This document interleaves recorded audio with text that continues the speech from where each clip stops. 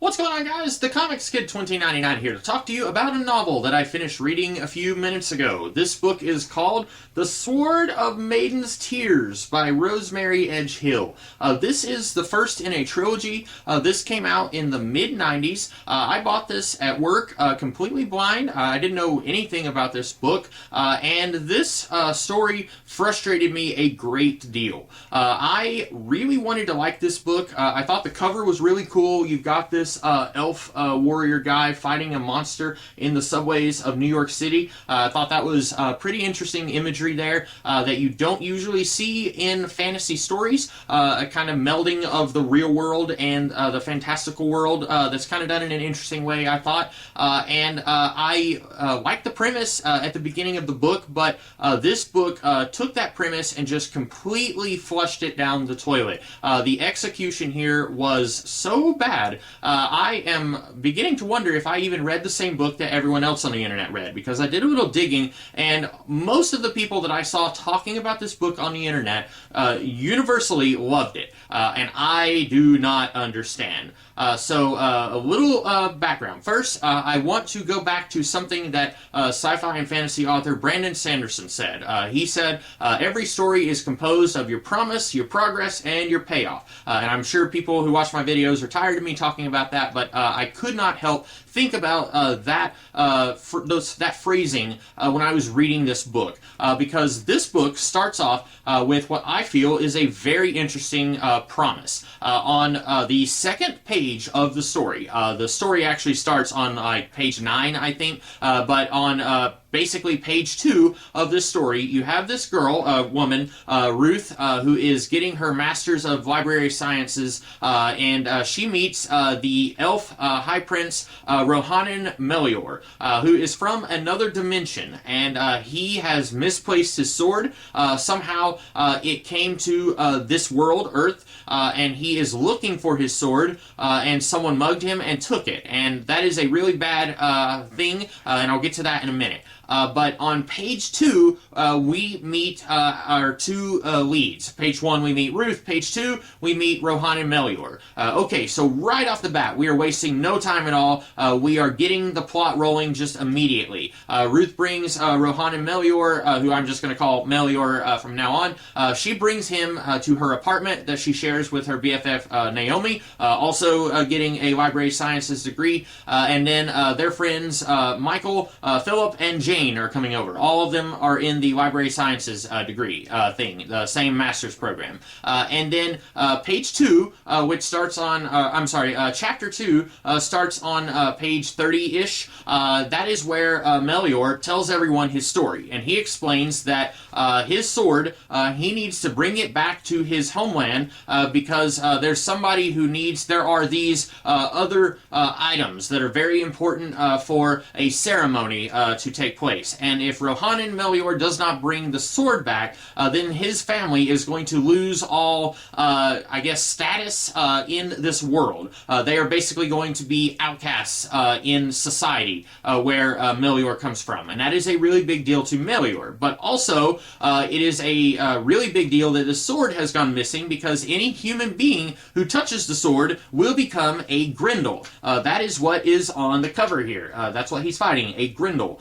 You touch the sword, you become this giant grotesque monster, and the sword is the only thing that can kill a Grendel. And so another human being could pick up the sword and kill the Grendel, but then they would become a Grendel. And so it is very important that Melior find the sword before anyone else gets it. And keep in mind, he was mugged, he lost the sword, so already he is in trouble. Somebody out there is going to become a Grendel, and he wants to find it before the Grendel kills too many people, and then also before the sword falls into multiple hands, because if more than one person touches it, then more than one person is going to become the Grendel. And so we get the promise to this story that we have an elf who is stuck in the real world, and then he has to play by the rules of the real world and try and get this fantasy item before too much havoc is wreaked on this world. Okay, I thought that was an an interesting idea. Most of the time, you have your real-world stories that pretty much abide by the laws of the real world and are more or less set in the real world, and then you have your high fantasy stories, your low fantasy stories, and they are set in their own worlds. Very rarely, in my experience, maybe someone out there is familiar with other stories that do this, but from what I have read, very rarely do you see those worlds meet. And so I was very interested in seeing how this would play out. Unfortunately, very, very early on, all of our human characters pretty much universally agree that Melior is the real deal. Because in real life, if you meet somebody like this, you would say, okay, that guy is insane. But they all pretty much come to an agreement that he is really an elf. He has the pointed ears, he has cat eyes, like, cat slit eyes. He's bruised up from being mugged, and then the next day his bruises are almost completely healed. He took a shower and comes out, and his skin is kind of pale. I don't know if you can see that from the cover.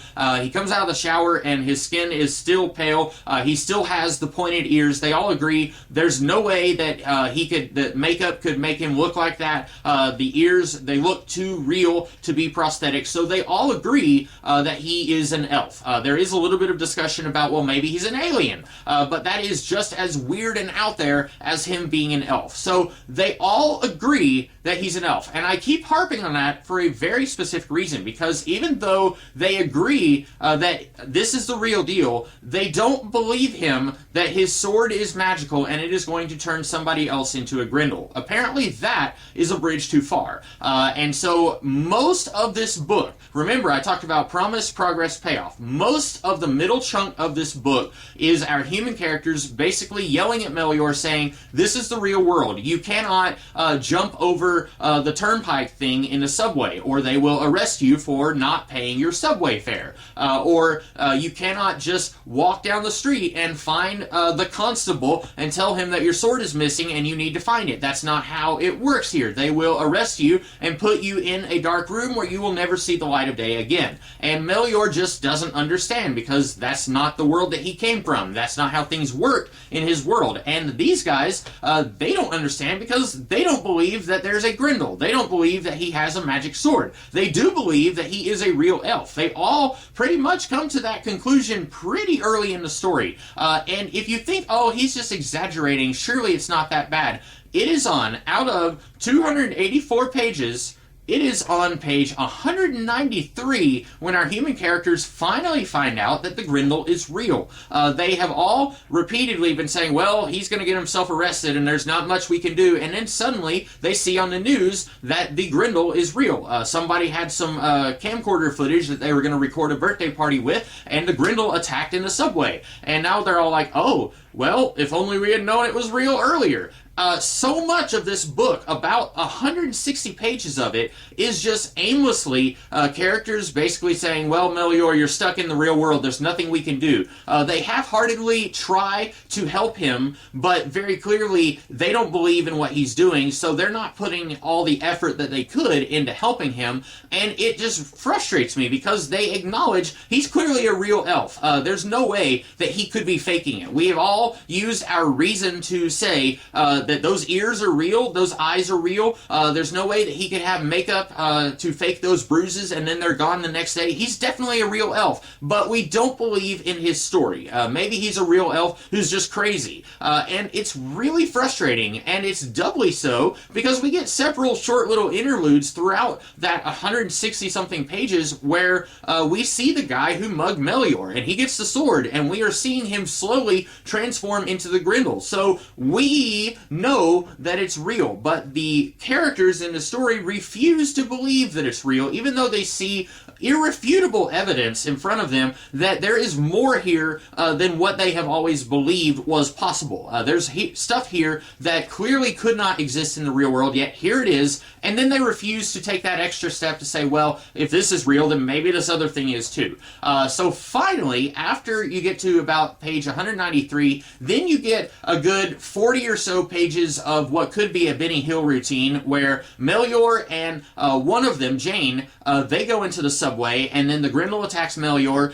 He gets arrested and brought to a hospital where he's going to be kept under observation. Jane goes back and is trying to find everybody. Meanwhile, they all saw the Grendel on the news, so now they're going and looking for Melior and Jane, and they can't find them. And since this is the mid-90s, nobody has a cell phone. Apparently, nobody has any answering machines in their apartment. I grew up in the 90s. We had answering machines. If you call someone and they're not there, there's a good chance they're going to have an answering machine. Apparently not in this book. That's too fantastical, I guess. And then finally, about 40 or so pages till the end of the book, everybody kind of regroups. A couple of the characters have been kidnapped by the Grendel, and I'm not going to spoil everything, but the pacing in this book is absolute garbage. This book is a dumpster fire. I cannot believe that anybody actually liked this book. I sincerely think that all the praise that I saw for it on the internet is for another book with the same title. This book is so awful. I could not wrap my mind around it. I started this book about a month and a half ago, and I finally finished it. And it's not that long of a book. I have read books that are about 4 times longer than this in shorter amounts of time.